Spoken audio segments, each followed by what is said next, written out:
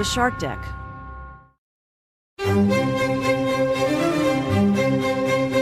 Hello and welcome to Palace Intrigue. I am your host, Mark Francis. The royal family has been dragged into the N-word race now, according to a report in The Independent, after dozens of references to the offensive term were found in official documents.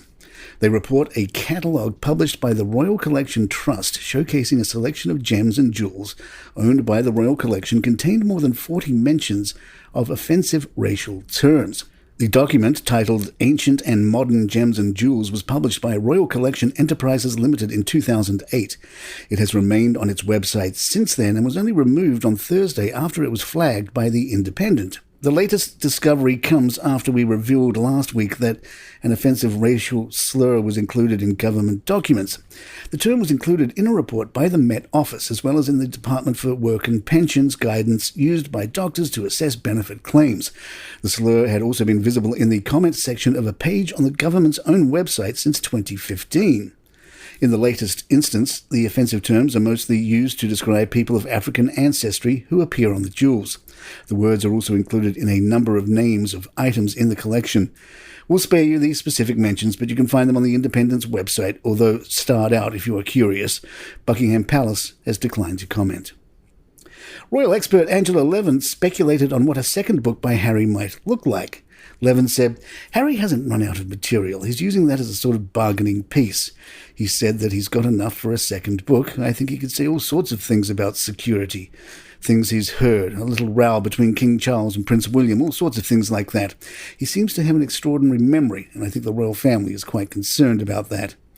Levin also finds the day-to-day of Harry and Meghan to be a complete mess. Every day something else comes up. The new PR says Meghan has to leave the Sussex problem behind and do things herself. Harry is reportedly going to Africa to work on a new Netflix documentary, following in his mother, Princess Diana's footsteps. Now that's changed. Meghan is going with him. A source tells Heat that Meghan regrets not taking a more active role in Spare. The source told celebrity site Heat, "Meghan can now see that whether it's fair or not, they are being viewed as these professional whiners, and it's not as simple as her distancing herself because she has to be seen as fully supportive of Harry. She's now regretting that she wasn't more hands-on or involved when he was putting his book together. This theory that she micromanaged what he wrote or had any say in the manuscript is totally wrong. It was Harry's book and she let him get on with it. The same went for his interviews and promo tours. That was evidenced by the fact she let him do those by himself and made a point not to interfere." Newsweek reports Harry and Meghan are being more papped than ever, as it seems that the move to Montecito has not provided the royals with the privacy one might get living on a giant estate in the UK. Newsweek writes, "Harry and Meghan have been photographed while out in their local neighbourhood 3 times in 2 weeks. The latest images, published by the Daily Mail, show Meghan shopping at her local farmers market in Montecito. Meghan was solo, well, except for her security detail and one of her pet beagles, despite the market's rule forbidding dogs, according to a report from the Daily Mail. The New York Post recaps as Meghan went from tent to tent shopping for local goods, picking up a bunch of flowers and sampling some honey. She managed to keep a low profile and go mostly unnoticed by locals, though she did smile and was friendly to the shoppers who did recognize her. Markle's security observed from a distance, looking after the pup as she walked around the farmer's market. Palace Intrigue will be right back. Hey, I'd like to tell you about one of our wonderful sponsors, and that's ExpressVPN. And stay with me so you can find out how to get 3 months free. Now, ExpressVPN is an app you use when you're online, and it creates a secure encrypted tunnel between your device and the internet so hackers can't steal your data. You know how when you go on incognito mode and the fine print says your activity may be visible to your school or employer? Well, what's the point of incognito if they can see you? You need to do what I do and use ExpressVPN. Anytime you use unsecured or unencrypted public Wi-Fi, like a coffee house or airport, or even your parents' home, the activity can be logged by the admin's site. And in the US, they can even sell that to advertisers. ExpressVPN encrypts all your data so your private life stays private and you stay much more anonymous. So do what I do and use ExpressVPN. Stop letting strangers invade your online privacy. Protect yourself at expressvpn.com/palace. Use my link at expressvpn.com/palace to get 3 extra months free. That's ExpressVPN, ExpressVPN.com/palace to learn more. Hey, it's Jordan Ross Myers, the man behind Twitter's notorious Lee Radswell and Don Gunvalson. I'm inviting you to join me every week for the Pretty Corrupt podcast. Along with my co-host, reality casting director Stacey Noel Connor, and disgraced entertainment TV producer Nate Safer, we probe the dark crevices of Hollywood, taking you inside the scandals of society's rich and infamous. Everything is fair game on the Pretty Corrupt podcast. Every Tuesday on all streaming platforms and at storicmedia.com. The latest Kate is Wonderful narrative comes from The Telegraph, who headline, How Kate Sparked an A-List Renaissance at Wimbledon. Per the glowing report, apart from F1, it's hard to remember a sporting event that attracts so many stars, and the Princess of Wales was at the heart of it. From an ageless Brad Pitt munching on crisps with director Guy Ritchie, to James Bond star Daniel Craig and his actress wife Rachel Weisz making a rare public appearance together in the royal box. Sunday's men's singles final brought an unprecedented amount of Hollywood glamour to SW19. And at the centre of it all was avid tennis fan, the Princess of Wales, clearly in heaven, 7 years into her role as patron of the All England Lawn Tennis and Croquet Club.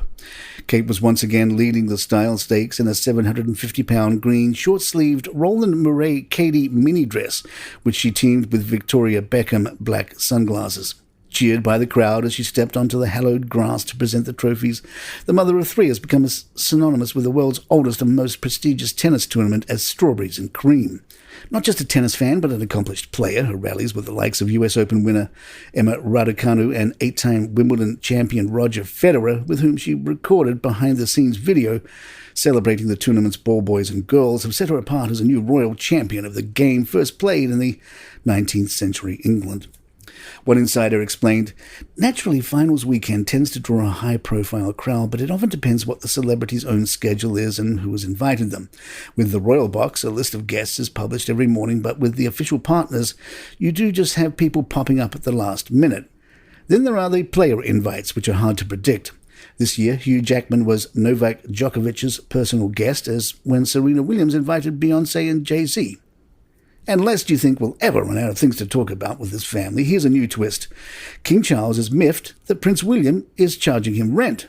This, according to New York Magazine, who say that William has informed his father that he's turning his beloved Welsh vacation property into a rental property.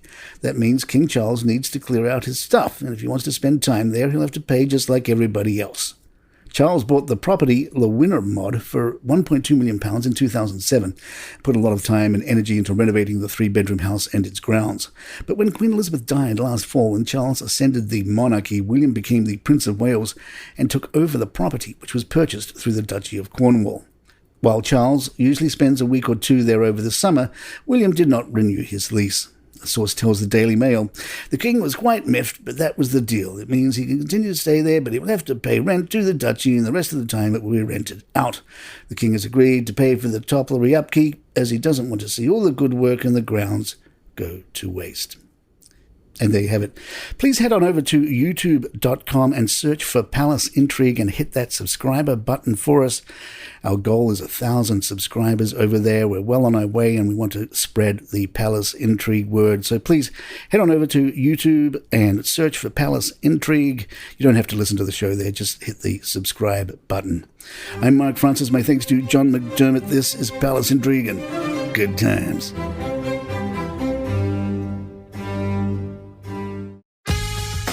Hi, I'm Mark Francis and host of a new podcast, The Messi Effect. Join us as we take you into the exciting new world of Argentine soccer phenomenon, Lionel Messi. And his new life at Inter Miami will bring you into the glitz, the glamour, the star-studded events, along with the exciting journey to a new world of U.S. soccer and international football with news and stories 3 times a week. Come along for the ride as Messi, Miami, and Major League Soccer experience the journey of a lifetime. Get the Messi Effect wherever you get your podcasts.